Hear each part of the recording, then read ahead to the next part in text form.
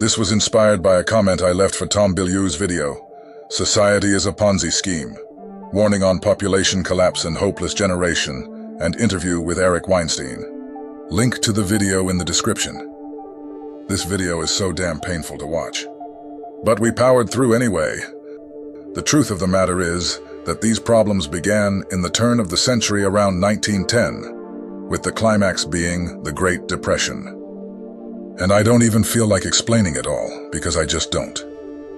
The problem with Eric's otherwise intelligent observations are the foundations of his arguments are flawed. Do you understand what I'm saying? The sources of his understanding are not the true causes of the problem, so all of his conclusions, which are well thought out, are not the entire story. This system we're living in was started by power brokers, who were the parents and grandparents of the so-called silent generation, the people who lived during World War I. Hell, they were working the scheme back in President Abraham Lincoln's and Andrew Jackson's time. But like I said above, I really don't feel like diving down that rabbit hole in the comment section. My point is, this scheme was so well planned and played that people today are absolutely powerless. All they have left is to blame the rank and file of past generations like baby boomers, as if they knew what the fuck was going on back then. It's a joke. Our parents and grandparents played the game that they were born into.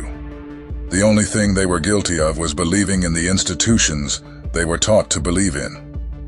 Now we want to blame them for doing what they were told, when the game was rigged to be that way. Again, it's a joke. And now what?